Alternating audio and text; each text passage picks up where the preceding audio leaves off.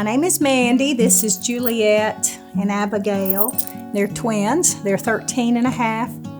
I came to Nashville. I grew up in Paris, Tennessee, about 2 hours away, and I came to Nashville to go to Vanderbilt. And I was looking for a church, kind of like an interdenominational church, and a friend of a friend brought me to Christ Church. And I've been here 35 years. In 2006, I met and married Brad Jones, their father, and we married in 2006 and had the girls in 2010. Brad died almost exactly a year ago on Labor Day, 2022.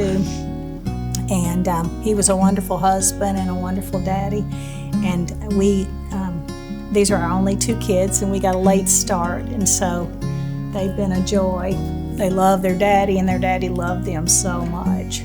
Well, it was really hard in the beginning because you love someone so much, and he went into the hospital right before we started 7th grade, and not being able to see him during the few first months of school because he was in the hospital was hard. And then he came home for 4 days after he got his surgery, and that was fun because we got to celebrate his birthday, which is on August 19th. And then the Sunday afterwards, he had to go back because he started to get sick again. And then a week or two later, we got news he was gonna have to go to hospice, which was really hard. And they called us from there, and I just started crying from the phone call because we couldn't see him, and then it was he could never come home again. I miss playing guitar with him because we used to play guitar all the time, and now every time I play guitar, it just reminds me of him.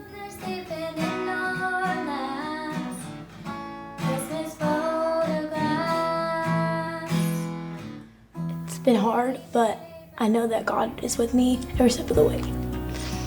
The whole time Brad was sick, I was in the hospital with him for a month, and our dear, dear friends, who the kids have kind of called aunt and uncle or grandparents all through their whole lives since they were born, came up from Texas and stayed a month at our house and just cared for the girls. And that's just a testimony to the Lord, because we met them here at Christ Church, and then they had to move, and so they came up and just took over, and the girls lived at home, and I was with Brad for a month. And then he died, and intense grief will come on, but then there's just a hope. There's just a hope. I don't know how to explain it, except God gives a hope. Not only that we'll see him when we die and go to heaven, as long as we know Jesus in a personal way, that we'll see Brad again, but there's just a hope here. When Dad was sick, Mom let me do travel softball, and that was my safe space, and everyone said Juliet never has a frown on her face because I was always so happy there because I just could forget about everything and just play softball. But it wasn't Christian related, so when we started youth group, it really led me closer to the Lord, and it was also my safe space, so I never had to think about anything. But it also helped me understand what I was going through, and even if I didn't want to think about it, you have to think about it to get past it, and you need to have grief because without it, you just have sadness all your life, and you just have joy. There's always something God put in my life where I can look forward to, and so I was sad about Dad, but I knew that my friends could help me, and going to softball and youth group, they gave me just so much joy, and I knew God put those in my life. God has taught me more about who he's wanting me to be as a person, and even though we've been struggling with a loss, during that it's shown me how much of myself that I didn't know, and it's really taught me more about who I'm supposed to be as a person.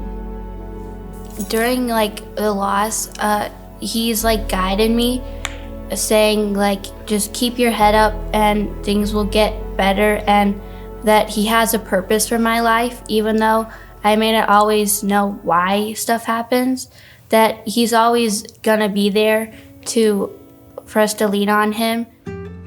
One foot in front of the other some days. Just get up and go to softball, and get up and go to church, and get up and go to work and school.